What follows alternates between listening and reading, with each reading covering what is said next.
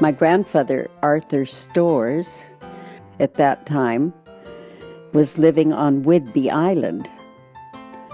Arthur Storrs stated most of his life was spent at a lighthouse.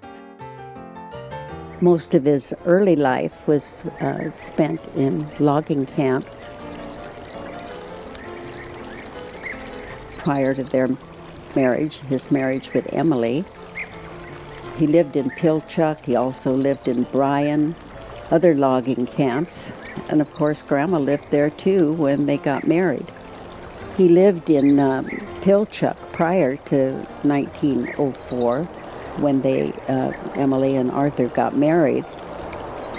The inside of the cabin was very sparsely furnished. It's obvious there's no woman's touch here, so it had to be prior to their marriage. Furniture is very crude. You don't need much to get by. Obviously, this was the saw cabin because evidently he sharpened the saws for the whole camp. He was the topper of the tree, which is a very dangerous job. Most of his early life was spent in logging camps.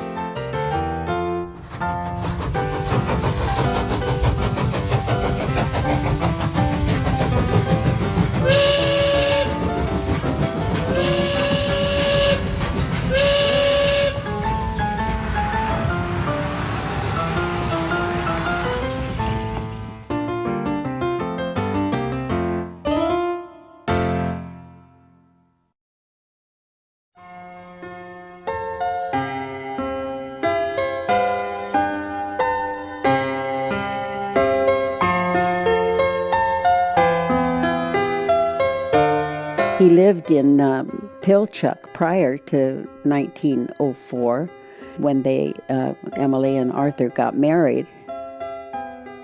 And when my grandmother married him, it's obvious that it is a man's place where it was the saw shop, evidently, where they sharpened the saws.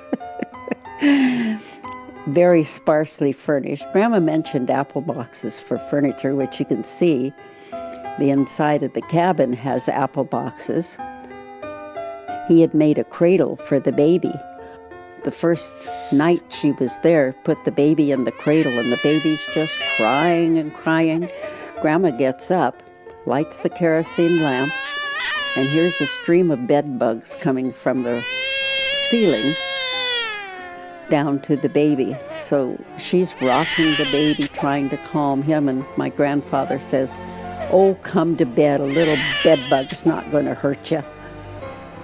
The next day, one of the women in the camp told her she could get rid of them by pouring kerosene down all the cracks between the boards, which she did. When my grandfather came home, she's hollering, "Don't light your pipe, don't light your pipe."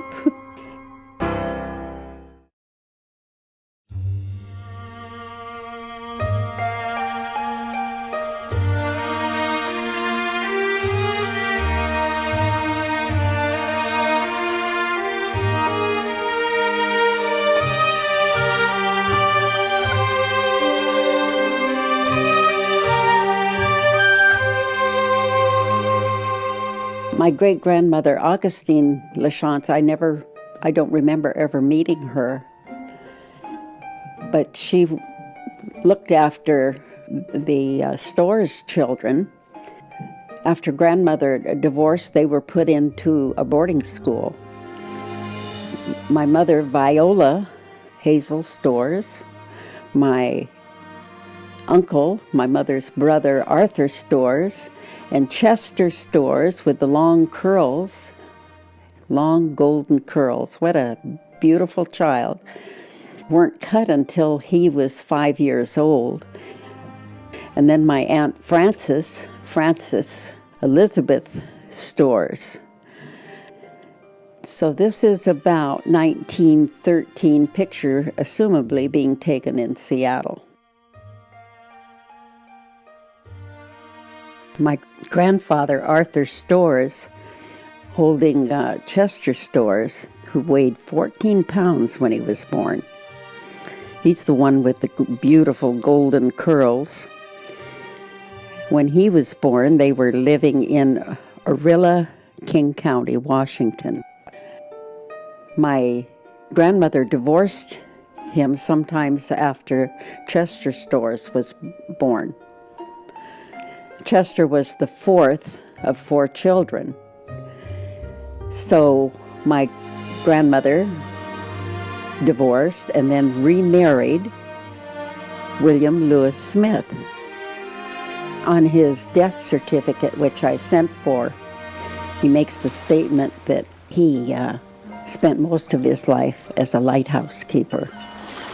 I've never been able to find out exactly which lighthouse, but maybe Alki Point on Puget Sound. I only remember seeing him twice during my life.